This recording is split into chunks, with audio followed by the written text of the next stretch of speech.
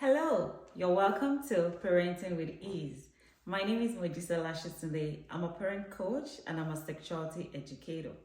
This is 2024. Happy New Year to everyone that is watching this video right now. If you're a parent or a parent to be, I welcome you to 2024.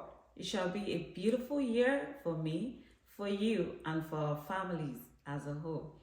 Thank you for joining me once again. If you're just coming to my YouTube channel, if you haven't subscribed yet, please click the subscribe button. It's not biting. Just give me a like and make a comment, and I will surely respond to your comment as well. So thank you for coming to this channel. I really do appreciate, and I hope that you got values from all the videos that I've posted. They are going to really help you parenting in this 21st century. As you all know, the parenting is not a walk in the park. It is work. You need to put in the work and you need to be intentional about how you parent. So I'm here again 2024 to give you tips, to give you skills on how you can achieve your parenting goals with your child. There was a woman that sent me a message about how she normally talks to a 3-year-old daughter, and she said the 3-year-old would never listen to whatever she says. When she commands and tells her to do something immediately, the child finds it difficult to obey their mother. One of the questions I asked the mother is, are you teaching that your daughter, or are you commanding your daughter? And that is what I will be talking about today, teaching or commanding. You know, as parents, we always want our children to obey us in the first instance. Whenever we talk to our children, we want them to say, oh, Mommy, I'll do it immediately. But sometimes you don't get it done immediately. And that's why I come to the fact that you need to choose your battles. Sometimes you don't get things done, not because your child does not want to do it, but because maybe you haven't even taught the child how to do that particular thing. And I asked the mother, I said, whenever someone asks you to do something, do you do it immediately?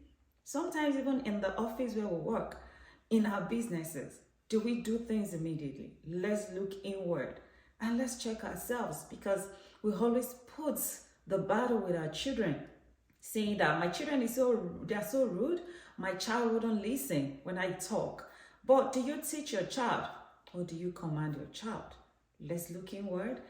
For instance, when your child is eating, maybe on the dining or on the table, and the child suddenly spills the juice, do you get overly hungry? You start shouting, yelling, why would you pour this juice away? Why would you pour the water? Why would you do this? Why would you do that?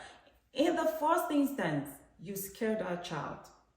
And I believe that your yelling, your shouting is coming from a place of pain, a place of hunger, a place of the fact that, oh, I will be the one that will be cleaning this place. Why is this child messing up that area? But sometimes you need to calm down. If that water is not going to spoil anything on the table, I don't see any reason why you should yell or you should shout.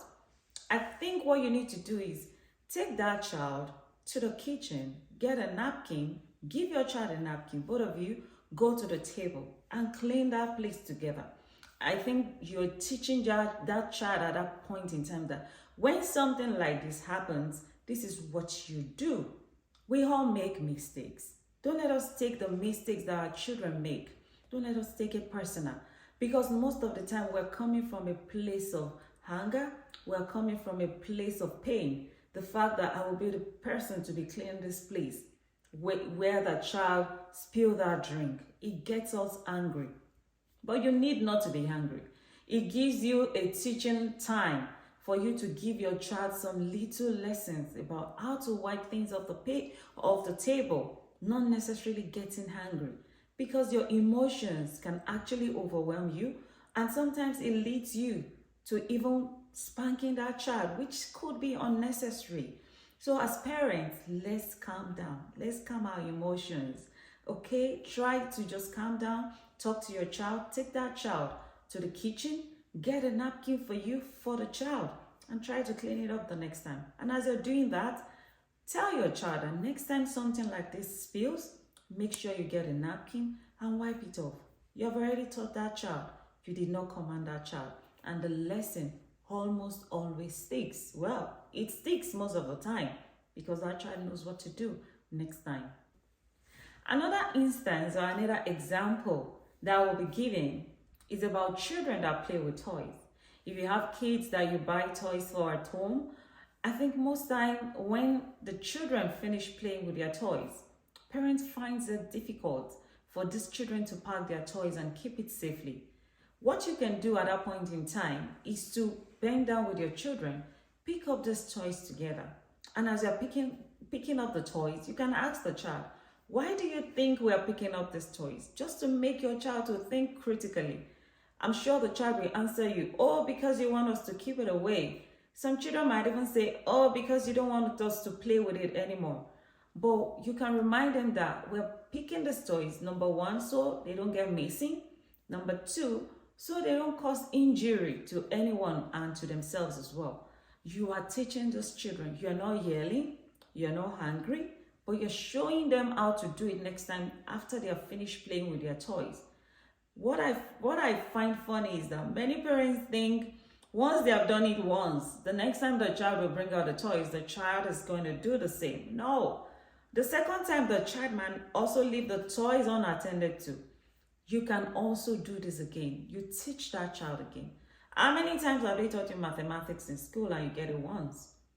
Some people don't get most of their subject that they are being taught in school once, even as parents. So why do you think your children are going to get it once? You need to constantly and consistently talk to them, teach them. The more you teach, the more they understand and the better they become. So as parents, let's teach and stop commanding our children. The more you command your child, you're not going to get the best out of them. Is either both of you get angry, you have tussles, and all of you just, without reaching an agreement and achieving the objective of even having a bonding relationship with your child. Teaching your child helps you to bond. It helps the child to bond with you and helps you to bond with your child. So as parents, please stop commanding your child. Rather, start teaching your child, and the better they will become. Remember, even as teenagers, they don't like you commanding them at all. They love it when you teach them how to do something. I can remember one of the times when my husband actually wanted to tell my son to start washing his shoes, He was already a teenager then. And the way he washed the shoes was not the way their dad normally washes the shoes. And their father got hungry. The next thing, I just walked away because I didn't want to kind of interrupt their discussion or their argument. But I told my husband, I said, you want him to wash the shoe this way? He wants to wash the shoe this way. Why don't you teach him the way you want him to do it? Rather than everybody thinking that they should know. Assumption is the lowest level of knowledge. Never assume that your child knows something before you teach that child something. You need to teach that child for the child to be able to understand what you want the child to do. And that actually brought that argument and that discussion to a knot, because the father asked the son, this is how I want my shoes to be washed. And since then, there hasn't been any argument, because now he washes the shoes the way the father wants it to be washed. So fathers, mothers, don't ever get angry unnecessarily. Anger never yields anything substantial. It just makes everybody get overly overwhelmed, and there's no conclusion at the end of the day. Remember, the methods of parenting has changed and it's evolving, but the goal of parenting remains the same, which is raising awesome children to fulfill their potential while adding value to the society. I hope you have been able to learn that teaching is better than commanding. Till I see you next time, have a beautiful week ahead and take care of yourself.